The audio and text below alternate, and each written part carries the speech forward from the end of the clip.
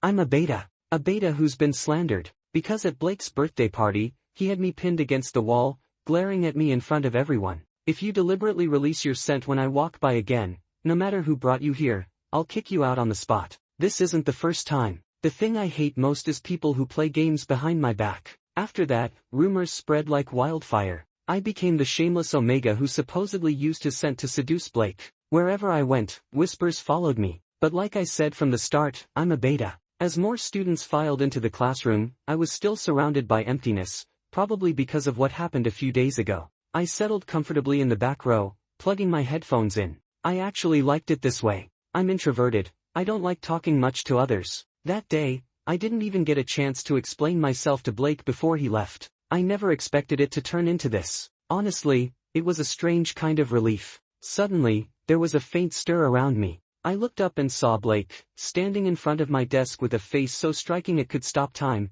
cold and unreadable. He lifted his chin and moved his lips a few times. I blinked, took off my headphones.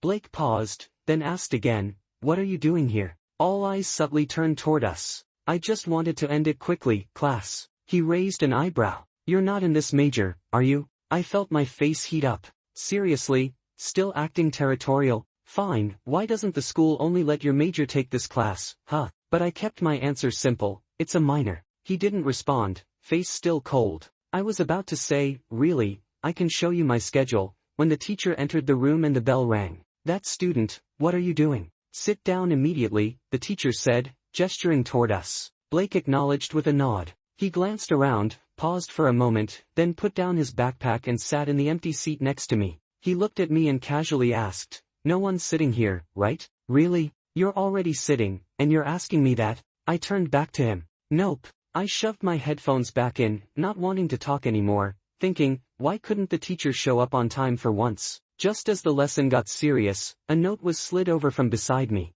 I glanced at it, then looked at Blake, who was still staring at the board, completely focused. I was utterly confused. Blake didn't turn around, he just nudged the note a little closer. I picked it up. Written on it in bold, elegant handwriting were the most absurd words. "Stop pretending. You're here for me, aren't you?" 1,000 question marks flashed in my head. I don't think I've ever been this baffled in my life. I was about to draw some question marks back on the note, but then I thought, if I do that, this conversation might drag on forever. Better to shut him up. Annoy him a little. I wrote back, "Yep," and slid the note back. 2 seconds later, it was pushed back to me, with only a single question mark. Satisfied, I crumpled it up and tossed it in my pocket, returning my attention to the lesson. Blake didn't make another move. When class ended, Blake's childhood friend sitting in the front row immediately rushed over and threw his arms around Blake's neck. "Hey, I called you earlier, why didn't you come? You just walked straight back." Blake snorted, "Because I saw some weirdo following." He was about to turn his head and look for me, but I had already slipped out the back door the moment his friend came running. Blake shot up in anger. "Damn it, he got away." I casually tossed the crumpled note from my pocket into the trash and pulled out my phone to reply to the messages I'd gotten during class. "Cooper, son, are you signing up for events at the school sports meet?" "Me, no." "Cooper, it counts for credits." "Me, okay, I'll sign up." He sent one of those, I knew it, stickers and added, "Make sure to sign up for the high jump. I know you don't want to do the others." I replied with a simple, "Okay," and continued walking toward the cafeteria. For the next 2 weeks, whenever I had the class that overlapped with Blake, I waited until after class started and slipped in through the back door, leaving the same way before it ended. Luckily, the teacher never took attendance. Still, during class, Blake always seemed to turn his head around, looking for something. When our eyes met, he'd glare at me like I'd just committed a crime. "Why are you glaring at me?" If I had known he'd take this class, I wouldn't have signed up. I messaged Cooper, fuming. "If I can't deal with him, at least I can sneak in the back door for this class." Cooper replied instantly, "Son," throwing another little fit, "Huh? Get lost." He sent a laughing emoji and added, "By the way, tomorrow's the sports meet. Don't forget to go." "I know," I replied. How could I forget anything related to credits? But I didn't expect to run into Blake at the sports meet either. I had just finished my event and was helping Cooper with his jacket while waiting for him to check in when a shadow suddenly fell over me. I looked up, confused, and there was Blake, that ridiculously perfect face looming above me. Even in my daze, I thought silently, no wonder he's a top-tier alpha. "What are you doing here?" Blake asked, looking down at me. I'm not short, even for a beta I'm on the taller side, but next to Blake, I still seemed small. Waiting for someone, I said casually, gesturing toward Cooper. His gaze followed mine, then came back to me. He snorted coldly. No wonder you haven't been chasing after me lately. Got a boyfriend now? The sentence had so many flaws I didn't even know how to respond. When did I ever chase after him? Why does waiting for Cooper automatically make him my boyfriend? Are alpha brains always this strange? Before I could answer, he added, so that's your boyfriend? Terrible taste. My bad. I must have read too many silly novels, because I actually got the vibe of someone who once loved a lion could never fall for a stray dog from that. He snorted again. I'll crush your boyfriend for you. Only then did I notice he was holding a race t-shirt too.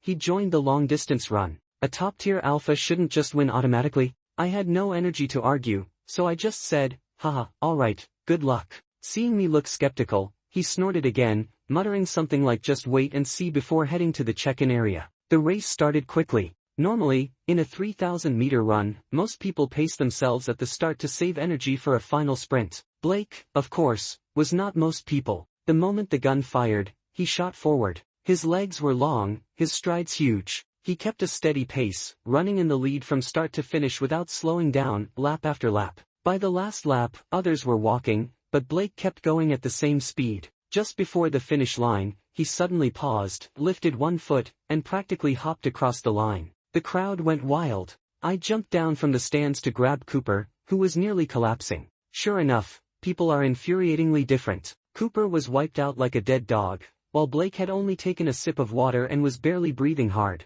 His pale skin glistened under the sun, beads of sweat catching golden light. His cheeks were flushed, his body toned. Immediately, a crowd of guys and girls swarmed around him. I was about to drag Cooper away when I saw Blake part the crowd and walk straight toward me. I had a bad feeling. He stopped in front of me, and the noise around us faded. I was about to lose it. See that? Blake said, slightly out of breath. 1 foot. Totally crushed him. I stayed silent for a moment, then couldn't help asking, have you been to the hospital recently? Humph. No need for you to worry. We do checkups every so often. I meant, is your brain okay? He suddenly looked at Cooper, slumped against me, and snorted again. Cuddling in public like that. Shameless. Seriously, just calm down. Cooper finally gathered himself enough to whisper, man, I can't compete with you. Running 3,000 meters nearly killed me. Blake nodded, glancing at me, and added, indeed. What exactly was he trying to do? I just wanted to escape this spotlight. We should get going. Wait. Blake suddenly grabbed my hand. Give me your contact info. Silence fell. He pulled out his phone from his jacket, frowning as he urged, hurry up. I have something to tell you. I quietly pulled out my phone, brought up the QR code for him to scan, and finally, barely dragging Cooper along, got out of there. 03. Wesley really pissed Blake off this time. He got his contact info, probably to force him to transfer. Wesley seduced Blake with his scent again, went to find him before the race. No wonder Blake was so angry after it. Oh my god, Wesley even followed Blake to class. Saw it with my own eyes. Total stalking creep. Wait, there's more. I smiled and opened the student group chat. Hello. I typed, these are all rumors. The truth is. Next second, a message popped up, you've been removed from the chat. God, let justice prevail. I screamed silently. Then my phone buzzed again. A new contact had been added. Black profile picture, single dot for a name, description, Blake. I turned off the screen and went back to my book. A few minutes later, the phone buzzed again. I'm Blake. Didn't get it? I'm Blake. Bad connection. Blake. This is insane. I couldn't take it anymore and hit accept. Your signal is terrible, Blake immediately sent. I stared at the origin of all the rumors and replied, yeah, we cave-dwelling people are like that. Do you need something? I added, delete if not. Blake, oh, wait. He sent me a class schedule. Blake, seems like you've been hard to find lately. Me, you want me to cover your class? The two messages appeared almost simultaneously. What does this mean? He was typing for several seconds before sending, how would you cover my class? I thought for a moment, I can cover if I don't have class. 100 per session. This audio is originally produced by the YouTube channel, Omegaverse Tales Studio. Please credit when sharing. I smirked. After all, he's rich. If he wants me, he has to pay my price. Blake, transfer 20,000. Blake, come next week. Wait, hold on. I froze. Finally rebooted, but seeing Blake in the classroom again made me freeze all over. You're the one who asked me to cover your class, I said flatly. Blake sat next to me, looking confused. If you cover, can't I come? Me, then why cover it at all? Blake, to have you cover it. Oh, wow. Rich people's world is impossible to understand. I knew after today, the rumors would start again. Ha! I laughed coldly inside. Let the storm rage on. I spent 3 weeks covering Blake's classes, not really covering, more like companion study. The gossip had escalated to me supposedly successfully seducing Blake. The turning point came that afternoon. Cooper had his arm around my shoulder as we walked down the stairs, teasing me about Blake. You're crazy too. I glanced at him. Cooper clicked his tongue. Can't blame me. The rumors sounded so real. Heard there's even fanfiction about you too. He gestured. It's reached that level already. You're asking for trouble. I grabbed his neck. Suddenly, Cooper froze and called out, Blake. I looked up. Blake was standing in front of us, frowning, staring. What are you two doing together? He suddenly asked. Cooper blinked, confused, scratching his head. We're not together. Who's together? Blake gritted his teeth, looked at me, and said, weren't you supposed to have broken up with him? Me and Cooper? Blake took a few deep breaths. Back when you were with him, well, maybe you weren't. You deliberately released your scent in front of me, even signed up for the same class. I won't hold it against you. Then, like he'd had enough, he suddenly shouted, but if you like me, you should break up with him. Wait, what is happening? Suddenly I was the heartless jerk playing with Blake's feelings. I'm not the shameless Omega who tried to seduce him with my scent. I raised my hand dramatically. Wait, Blake, I'm a beta. Blake froze, like someone had smacked the back of his head. What? I placed a hand on his shoulder and fixed my expression. I never had the chance to tell you because it felt awkward. You misunderstood. Cooper is my best friend, I don't have a boyfriend, and I don't have any scent. I'm a beta. 04. Blake's perspective. I must be sick, lying on the sofa, drained of all strength and strategy. In my head, Wesley's words repeated like a spell, I'm a beta. I shook my head, refusing to believe it. It has to be false. That day, I felt it, the flutter in my chest. He had to be my destined Omega. Even if he was taller and colder than most Omegas, he was definitely an Omega. I decided to have my childhood friend analyze it too. Come on, the diagnosis sheet is right there. Wesley's a beta. You're mistaken. Clearly, this not-so-bright friend didn't agree with me. Wesley even gave me screenshots of his ABO diagnosis from his album, just in case I didn't believe it. Back in middle school, he wore glasses, a little chubby, kinda cute. I thought, quack doctor. The hospital probably messed up. I sniffed and decided I'd take him to my hospital for another checkup. I texted, I felt it that day. He's my destined Omega friend, but you pinned him against the wall and told him to stop releasing his scent in front of you. Then you left, striding away. Didn't even give him a chance to explain. I shot up from the sofa, furiously typing. I just hate it when he uses scent to get close. Plain and simple is fine. Friend, but he doesn't even have scent. Are you seriously thinking I fell for him at first sight and got all flustered because of scent? Are you crazy or am I? What's so special about him? Friend, just kidding. He's just taller, thinner, paler, maybe longer lashes, nice voice, toned body, that's it. Wait, how do you even know he's toned? I clicked my tongue. I saw him at the sports meet, jumping high. When Wesley leapt, his whole body lifted into the air. His thighs flexed beautifully, calves perfectly curved. I got thirsty, took a sip of my drink, and kept chatting with my friend. Even if we take a step back, say Wesley really is a beta, no scent, he still likes me, right? Friend, you're proof. I got excited. At his birthday party, he kept circling around me, picked the same classes as me. The little notes I passed him in class, he kept every single one. I couldn't help but laugh. Wesley didn't hide a thing. Too obvious. Friend, I have an idea. I generously let him speak. Birthday party. He was probably just standing by the snack table. Class choice was coincidence. As for the notes, maybe he just kept them to throw away later. I opened a voice message. You're asking for it. Friend,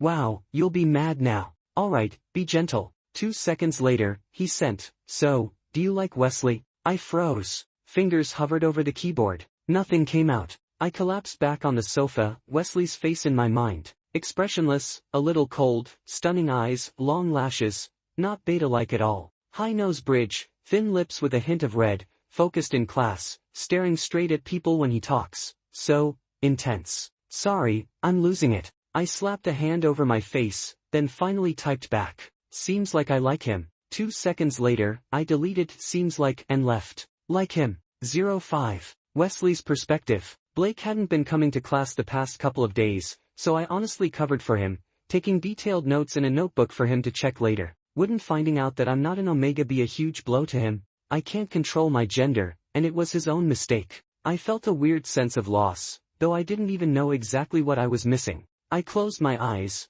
calmed myself, and pulled out my notebook to wait for the teacher. But the first person to come in was Blake. We both froze for a second. He reacted first and walked to the empty seat next to me. "Why are you here?" he asked. "Covering for you." I pushed the notebook over. He took it and said, "Thanks. You're welcome. I did charge you, after all." For a moment, neither of us spoke. Maybe because of the awkwardness, even his usual high and mighty tsundere attitude was gone. I felt a little awkward too, ready to slip away, when the teacher came in. I'd been sitting at the front, taking notes seriously. The teacher practically knew me by now. No way out. I had to sit through the class. Suddenly, Blake spoke. "Sorry for misunderstanding you for so long." "Ha!" I blinked, hurriedly saying, "It's okay, I should have told you sooner too." He glanced at me, then huffed, "Exactly, so we're even now." Finally, the Blake I knew. Then he asked, "By the way, at my birthday party, why were you hovering around me all the time?" "Birthday party?"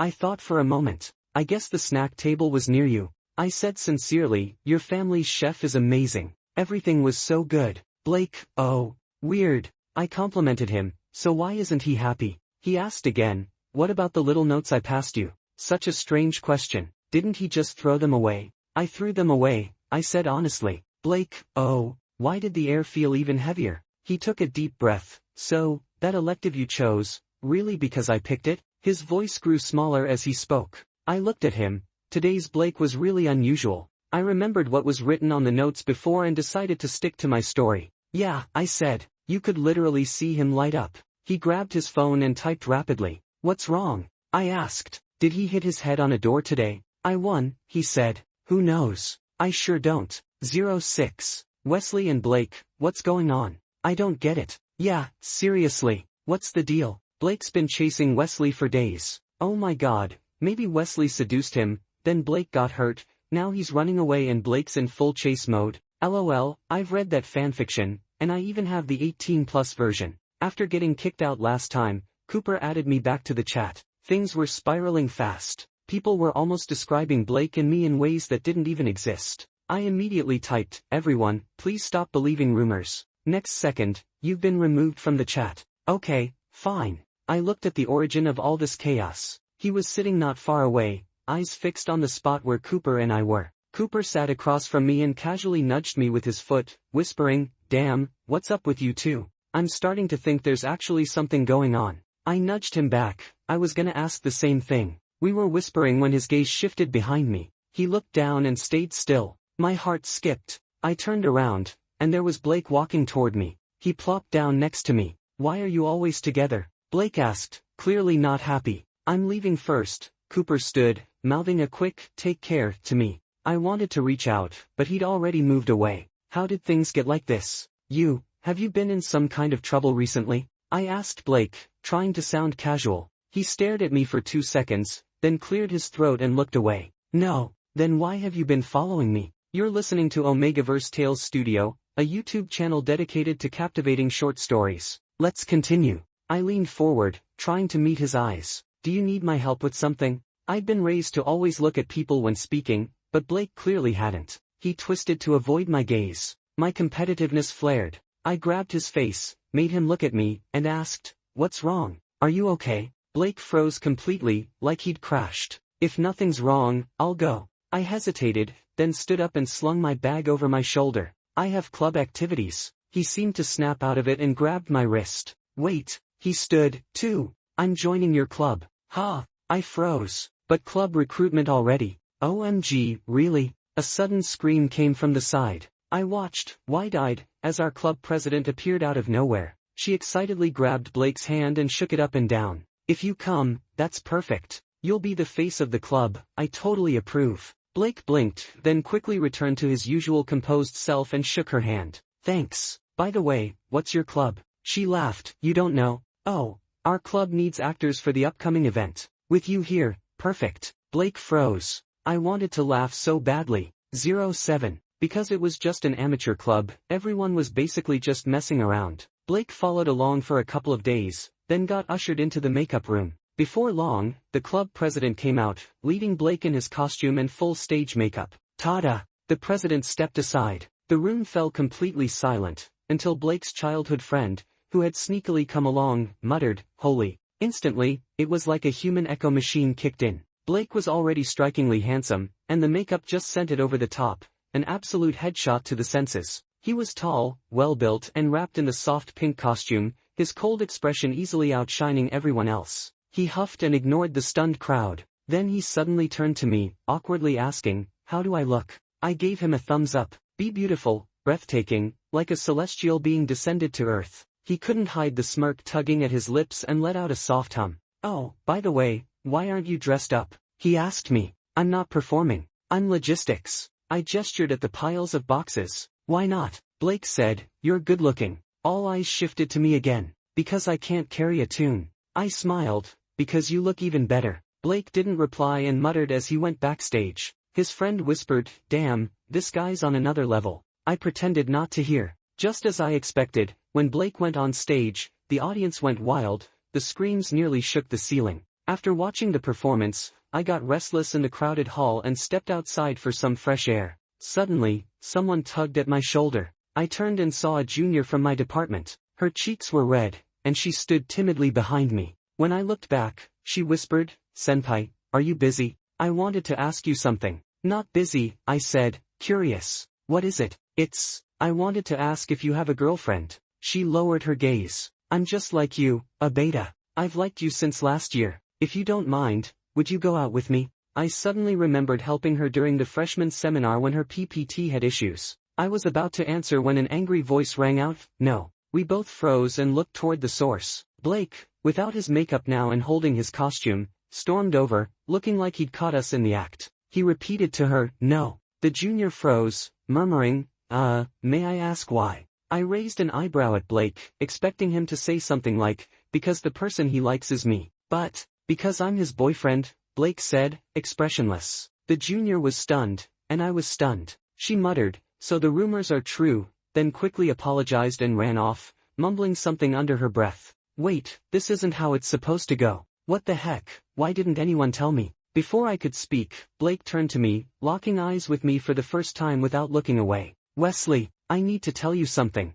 The setup felt eerily familiar. My heart skipped a beat. "Go ahead." Blake scratched his face, his voice soft. "Before, I thought you were an Omega, but I think I fell in love with you at first sight." Seeing me frozen, he kicked at a nearby stone in frustration and continued, "I didn't understand at first. I thought it was your pheromones affecting me, making me care about you uncontrollably." He fidgeted. "I guess you noticed, since I've been chasing after you lately." He straightened his expression. "I mean, I like you. Can we be together?" When I didn't reply, he looked down. "If you don't like me, I'll still keep chasing you, until you do." He avoided my gaze again, tall and looming, staring at the floor like a kid who'd done something wrong. I suddenly laughed, louder and louder, then said, "All right." I looked at him. "Yes. 08. After parting ways with a slightly flustered Blake, I returned to my dorm and opened my diary. On the latest page, I wrote the date and weather, then scribbled, "I'm with Blake now." The wind was a little strong,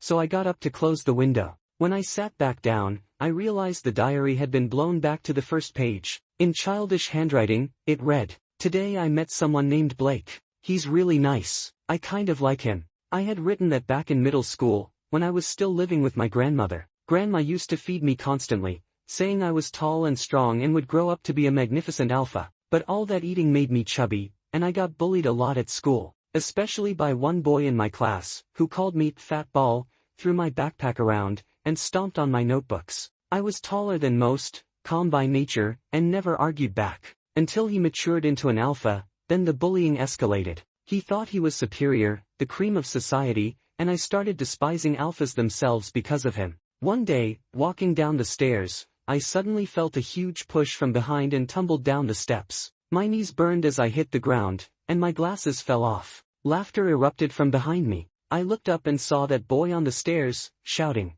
"Fat ball, can't even stand properly. Bet you'll never be an alpha, huh? Maybe an omega. Ha ha ha, even if you're an omega, nobody'd want you. And your grandma said you'd be an alpha? She's blind in her old age, probably has dementia." Anger surged through me, and I was about to fight back when a smooth voice called from the hallway. "What's going on?" I turned to see another boy in uniform. He walked over, glanced at me, then at the bully, and asked, "You're an alpha?" Before waiting for an answer, he smirked. "So being an alpha is impressive?" Then, suddenly, the bully's face went pale, he bent over as if suffocating, and ran off the stairs in a hurry. "Pathetic," the boy said, crouching down to pick up my glasses and offering his hand. "You okay? Do you need the infirmary?" "I'm fine, thanks." I grabbed his hand. In an instant, he lifted me, heavy as I was, and handed me my glasses, saying, "Looks like they're damaged. You'll probably need a new pair." I thanked him, and he nodded, turning toward the hallway. Suddenly, someone burst out of the classroom and wrapped their arms around him.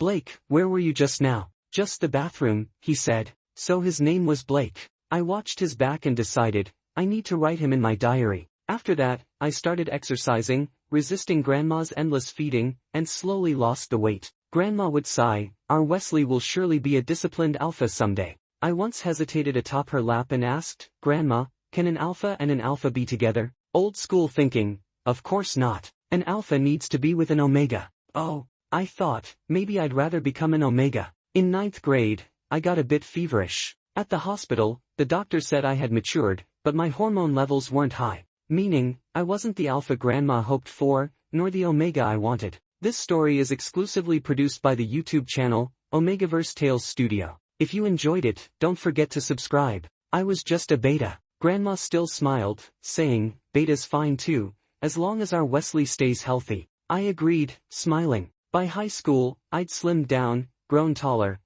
than most betas, even matching ordinary alphas. No one could guess I was a beta unless I told them. After middle school graduation, the first time I saw Blake was on TV. He was introduced as the only son of a conglomerate, a prime alpha. Grandma said such children, shining stars of their family and alphas, would probably be arranged to marry another prime omega someday. I stared at the broad face on the screen. No matter if I was alpha or omega, I didn't stand a chance. I went through high school quietly, then got into the best university with my best friend. One day, he said, "Wow, the conglomerate's son is at our school. I heard he's hosting a birthday party tonight. Anyone free can go. Are you going?" "Who?" My brain short-circuited. "Blake, you don't know him." I paused 2 seconds. "I'll go." And that's when I met the fully grown, confident Blake. 09. "Do you like me yet?" Blake leaned on the table, smiling, turning his head to ask quietly. A little." I continued writing notes. That day,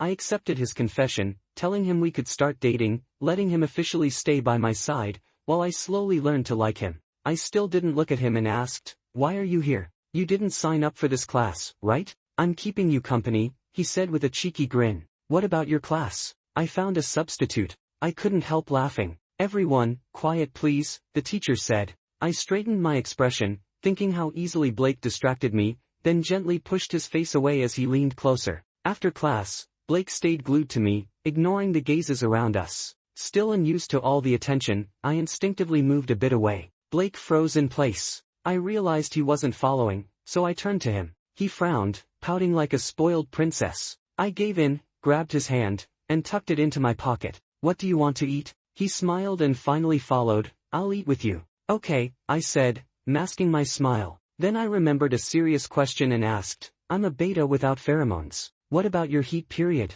He paused, then laughed. "You worry about me? Take suppression meds. 2 days, and it's fine. That's how I've always handled it." He moved closer, whispering, "Or, you could spend a few more days with me." I pushed his face away again. At the cafeteria, Cooper had already saved us a spot. Blake saw him and pouted again, but we both pretended not to notice. After eating, Blake took a call and clicked his tongue. "The counselor wants me." I nodded. "Go ahead." He lingered a bit, then stuck close again. "Where should I find you later?" This time I didn't push him away, smiling slightly. "I'll message you." "All right," he replied, then leaned in for a kiss. "Public displays of affection, how shameless," Cooper murmured. Blake made a face at him. "None of your business." "Double standard," Cooper muttered. "Fine, double standard it is," Blake said.